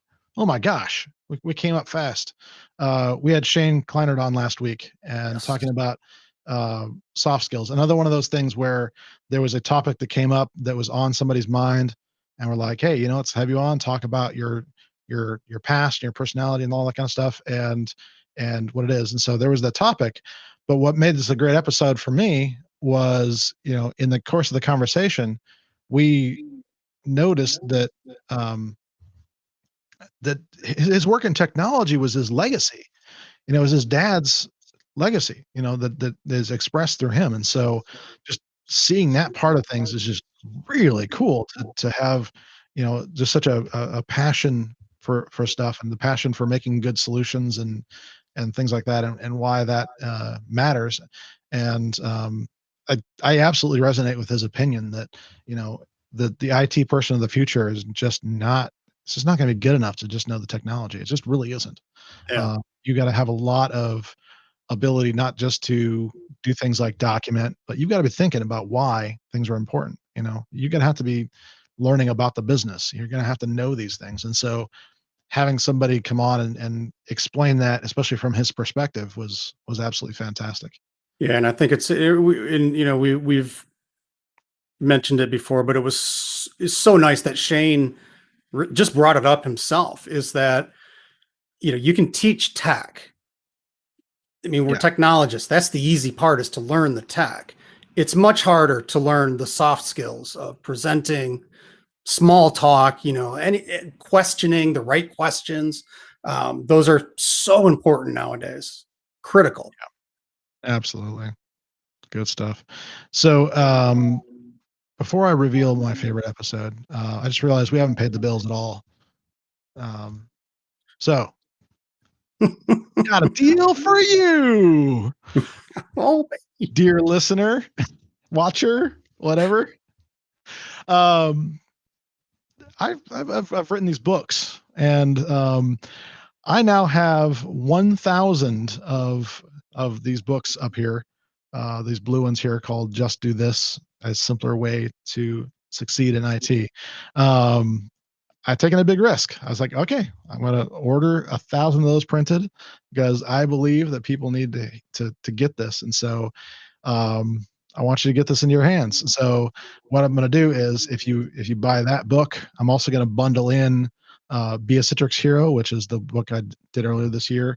And if you're here in the US, I'm actually going to send you 48 Days to the Work You Love, which is a book that changed my life 10 years ago, which is something I talked about earlier this week in, I guess, technically episode 28. But I talked about that a lot. So that's the link right there, thrive-it.com/book bundle. And it'll basically sort you into the right category internationally. And all the books will be personalized in some way as far as that goes, whether it's me having a message printed to you from me, or me actually signing the book. Whatever capability we have, we're going to do it. And so that's for you. So bills soon to be paid. We thank you for your support. But mostly I just thank you for the opportunity to be able to do all this. It's been a fantastic year in that regard, to be able to get the message out and encourage people and help them be better people in IT. I think that's a great thing. So all right. Are we ready for it? The episode that. Well, we got now. I know I wasn't here yesterday, but we do need to say thank you to Nick. For appearing yesterday. That's right. I'm getting so backwards in my notes here that or where I am in my notes, I guess. So yeah, we actually did go live yesterday. Oh my gosh. Time is flying by. Yeah, it was a great conversation with Nick and getting some of his background. And we actually, towards the end of that episode, actually started talking tech a little bit. Yeah. Oh, it's kind of crazy, but you're grounded for a week, DJ. Oh, sorry. Just couldn't help it. And honestly, this is something where I was kind of sad. Jeff had something come up, but he couldn't be there. But it would have been a great conversation. Some of the things going on with cloud desktops, WVD, and et cetera. And it's good stuff. We talk tech every now and then, but I think what was good about that episode was getting in some of the why. So that was good stuff. But I mean, we're tech people. We're going to talk tech. Yeah. At some point, it just happens. Yeah, and it'll we've actually been talking a little bit about that too. Like, should we, look to expand it all and start talking, like have other episodes that are just about, things that are going on in the tech world, like news and things like that. There's some people doing that. Rory has the 5 Bytes podcast, things like that I think do a pretty good job with that. But there's a lot going on. A lot of voices are needed as far as that goes. So if that's something you would want us to do, I'm not sure exactly where he is in the stream to hear no way. So you might have to give some context, Nick. That was good timing. Okay, never mind. Forget I brought it up. I'll say, or if even if there's a another format you'd like to see us do. I mean, I don't know what it would be, but Yeah, no, that's exactly what he's saying. Keep it about life. I like it. Well, Telling yeah, it wouldn't be we'd be replacing what we do. no, It would be no. adding another day type thing. So Yeah, but honestly, let me put this up here. This is actually something that Nick, is everybody wants to know the why, and honestly, I think that's at our core. If otherwise, well, frankly, our BS detector goes to the roof. It really is. It's like if you're not really clear on why. I mean, this is kind of why. Yeah. Just I was just listening to the audio for the book this morning, and hearing myself say these words to myself was kind of crazy. But hearing myself quote another person was even crazier. Like, but if you know your why, your what can have more purpose. And yep. yeah, that's true. But yeah, yeah. Variety's the spice of life, and so Nikki might be recruited. It's all good. Well, I tell you what, we're just rocking this, and still got people hanging with us, so we're just gonna keep Yeah. going. Um, No, but it's your favorite one. And yeah, and favorite for a lot it's of a big different one. reasons, I know, but so we had Warren on, and like 2 weeks ago now, 2 weeks ago now. Weird. Yeah. Time flies when you're having Well, fun. 3 episodes ago. The Yeah. episodes. So Yeah, 2 weeks or whatever. Yeah. yeah. So, but yeah, it was just this off the wall story. I mean, just like how in the world? Now, you got to understand that Warren was somebody that I had really gotten a lot from way early in my Citrix career, like way early. Um, just almost just past when I'd started. More actually with the terminal services and things like that is when I first started using some of the tools he was putting out there for free. And I was like, well, why is this free? This should be, well, first of all, I thought Microsoft should be doing this stuff for us at the time, back in my days of ignorance of, Yeah. And I think you bring up a good point, and I think it goes even further. Is I would dare say most people were using those tools. I oh, know a lot of people that were using well them. duplicated. There's some that have been, well, and we've mentioned other things that have come out of this too. Like there's certain things that, even like Helge and people like that have come up with tools that are very similar, or just kind of take the next step from what Warren put out. Mm-hmm. But honestly, it's just like, he did this pretty thanklessly for a long time, and then just had this crazy circumstance.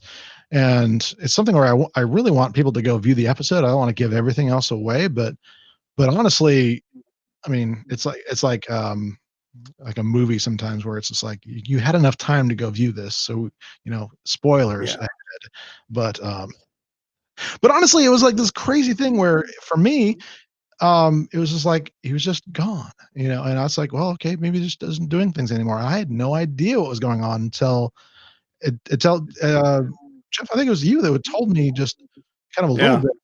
bit, and sent me a message, and I remember just looking at my phone, just staring at the message, going, "What? You Yeah. what?"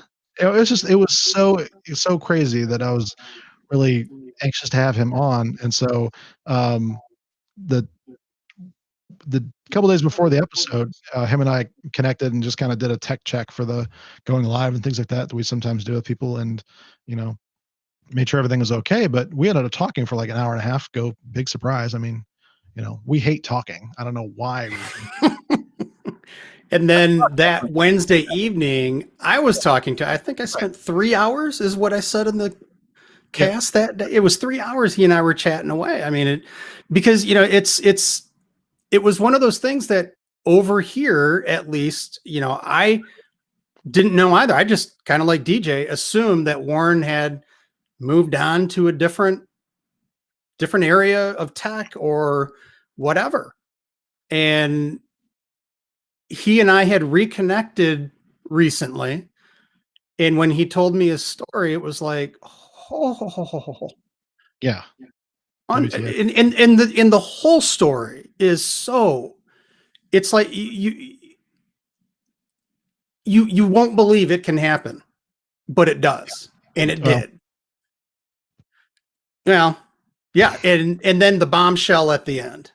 That That's where one of those things where I think that's why this is my favorite episode for weird reasons, is because he wasn't really confident to tell us what was going on until midway through the episode.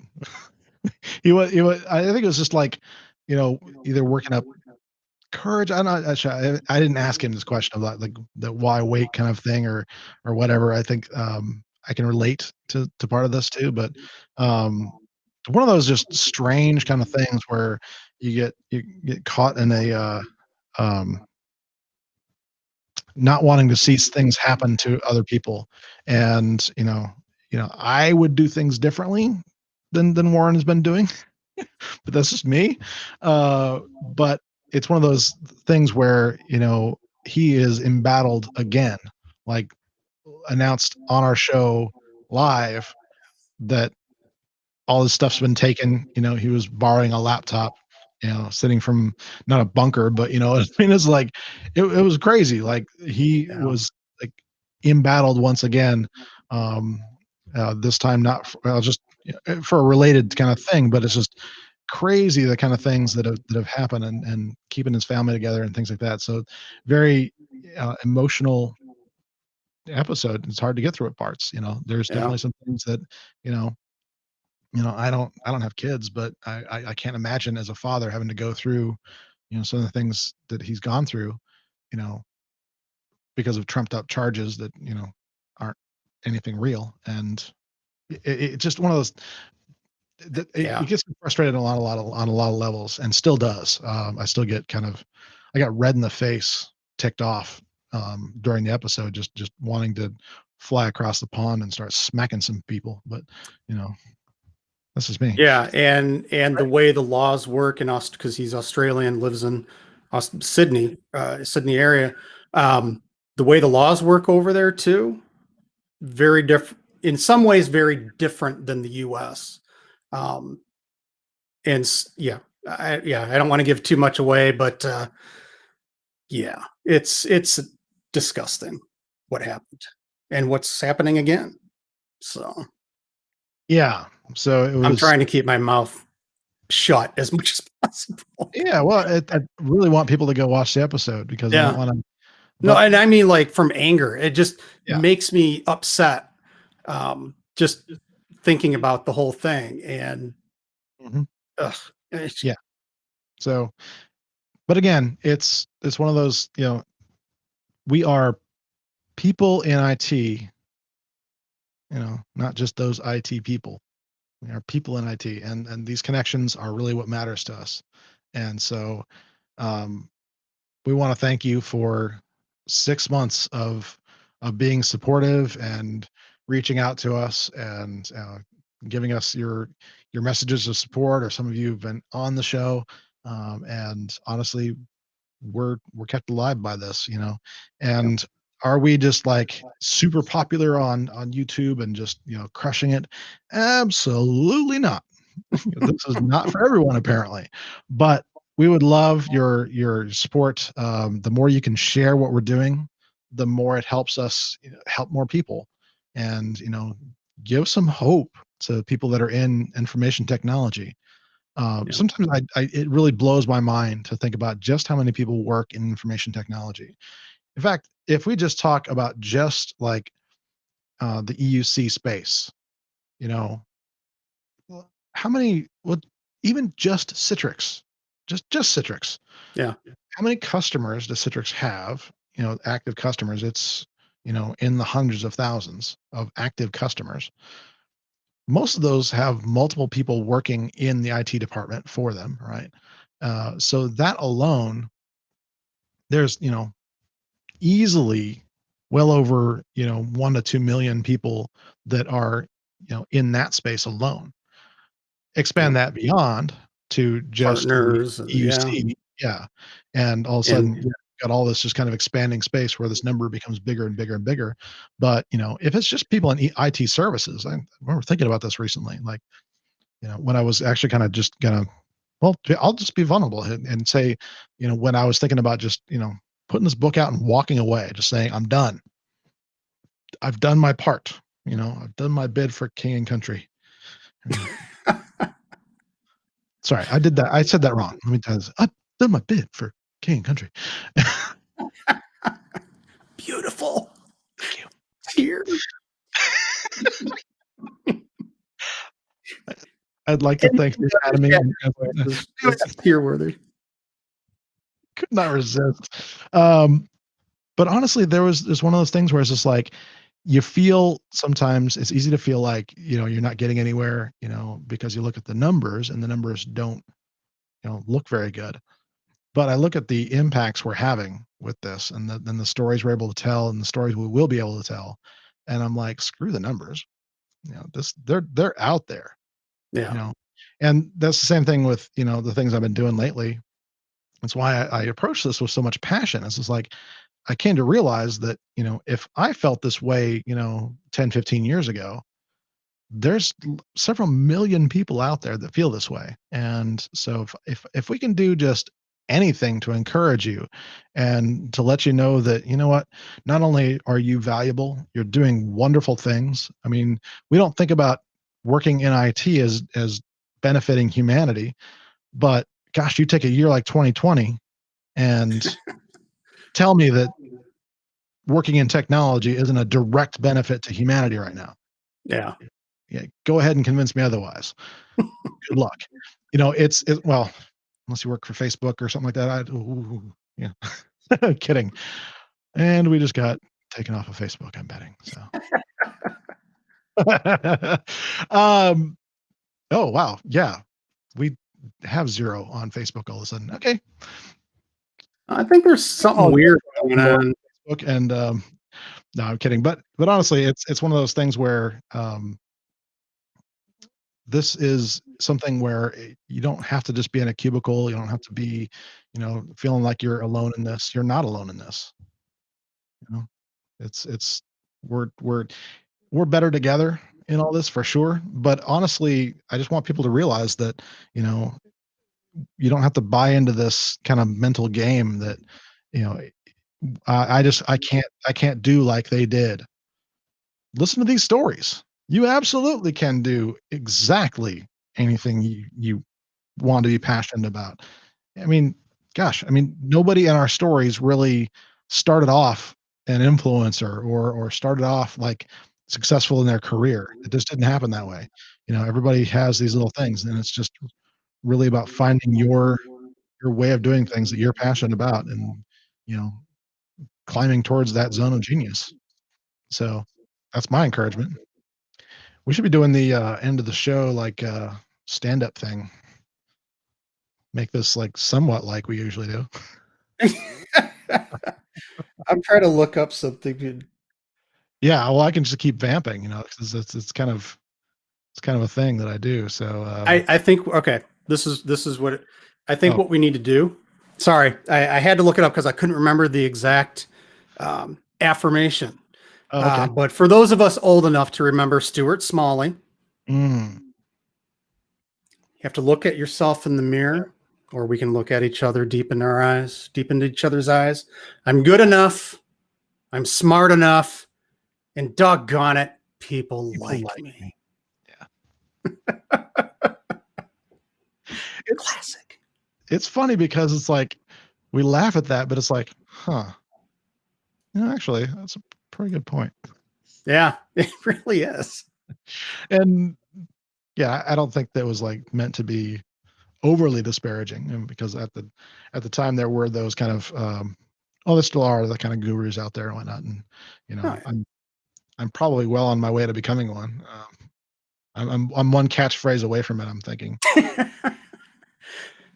But I mean, hey, if you can't laugh at yourself, Yeah. Honestly, it's like, and that's the first step, Yep. is to recognize that, I'm a person that loves serving. It's how I express, well, it's how I express love. It's my love language is acts of service, and it's an important thing to me. But you have to realize that you can't serve from an empty place. You can't serve from an empty cup, as they say. And it's true. You definitely need to be not just taking care of yourself from a perspective of and we talk about health, like physical health, which is important, you know, let myself go a little bit lately. Taking steps to get that back under control myself. And I know, Jeff, you were talking about the same thing, and it's been a journey in that regards, and you have to do that. But mentally, though, I mean, there's a game in your head, and I'm finding in the technology world, there's a lot of people that are very silently hurting, and they suicide rates in technology are higher than people think. The amount of drug and alcohol abuse that go on in technology are way higher than people ever think. In fact, things like domestic abuse cases in IT are actually very high, and it's not just because of the numbers. It's because there's a lot of stress that's involved in this work. There's a lot of things that go into this where you're not always in control of your own um, day sometimes, and it can feel like you're not in control of your own destiny. It can feel like you're just stuck in this place where you're just never going to get out. And I hear these kind of things all the time. For the last 10 years, these are the kind of things that I hear from people in the conversations. It's like, I go into a company, and I'm trying to help them with, whatever, as a consultant. And the kind of things that the employees have told me over the years is just heartbreaking to hear somebody say these things, and, lashing out at their company. It's like these, blank, blank, blanket blanks, they just don't care about me at all, and all that kind of stuff. And I'm like, well, leave. But, but there's a bit to that too. Like, if you have a mindset that's stuck in that, then please watch these episodes. That's all I can say, is like, this is why we do this, is to try and help you realize that, it doesn't have to be like this, first of all. And second of all, there are ways to get around this. And so that's our passion with this, is to try and get you to be a more complete and whole person that happens to work in IT. Absolutely. And I think an important point, you're not alone. Mm-hmm. I think that's always a big part of it, is you need to realize, you're not the only one that's gone through these things. I would say probably most, if not everyone, has gone through, at least a bad patch at, some point. Much more, I think, for the reality of it. But, we do tend to hold things in, and are afraid of being vulnerable. And, you just, if you want to reach out privately, if you want to reach out beyond the show, whatever it is, you're more than happy to chat, whatever you need. Yeah, actually, that's another thing that we've talked about and haven't really been able to figure out logistically. We're still kind of working this out to figure out how this is going to be, but that's something that we want to do as well. So if you're interested in being mentored as well, not just something where want to come and talk about your problems. We're not going to do therapy.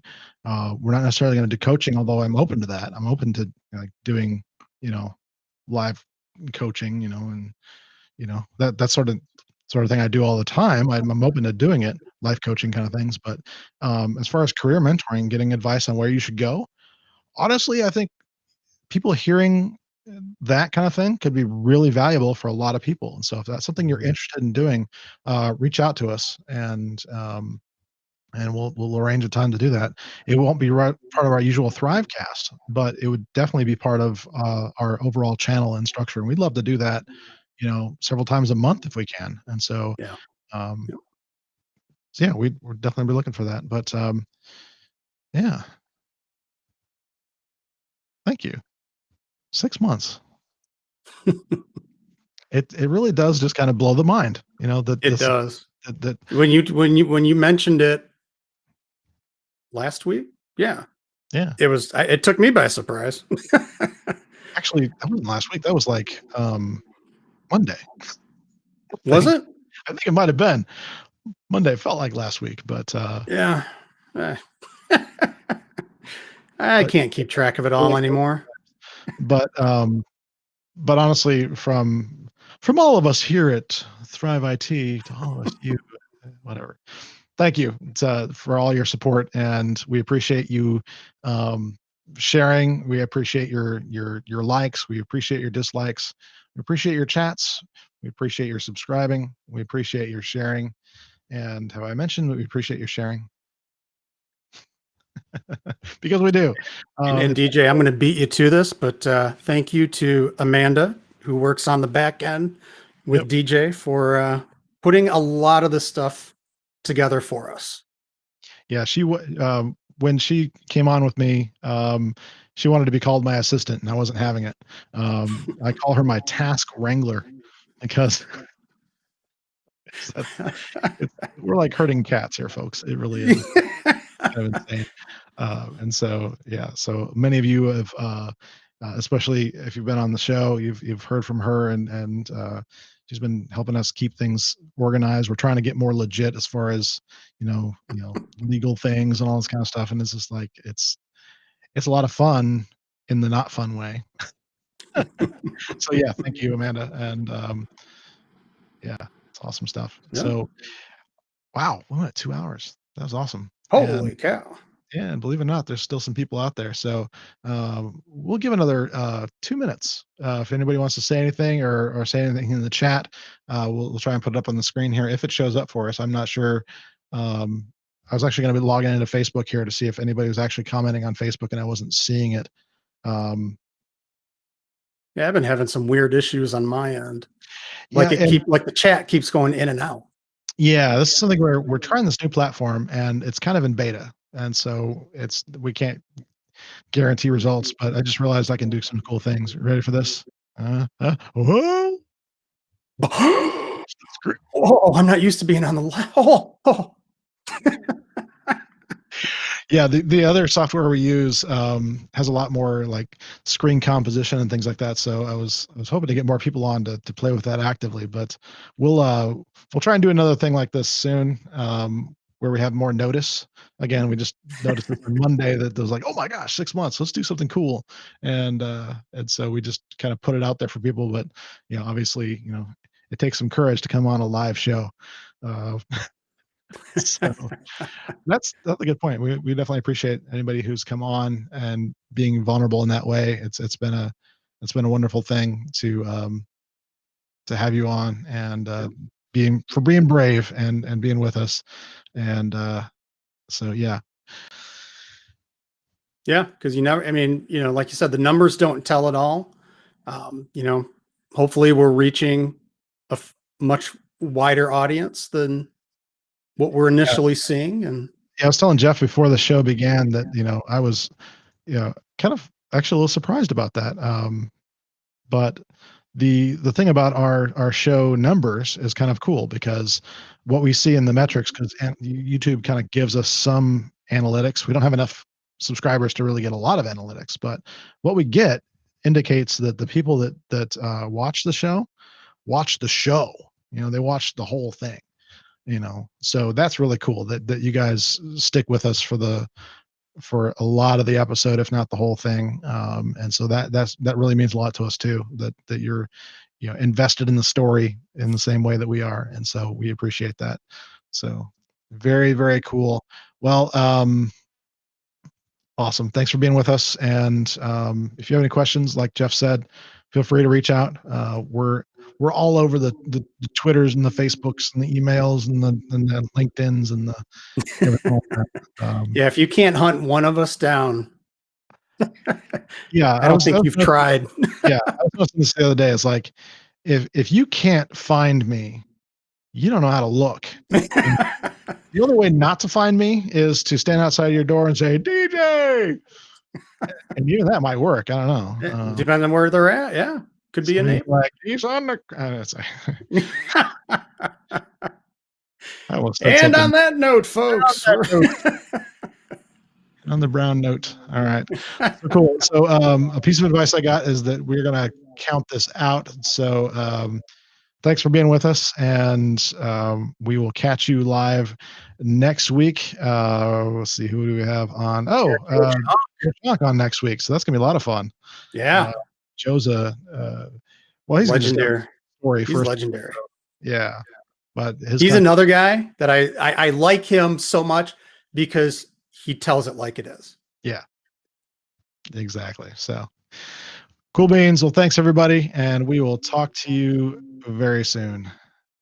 All right. Bye everyone. Cheers. Have a good weekend.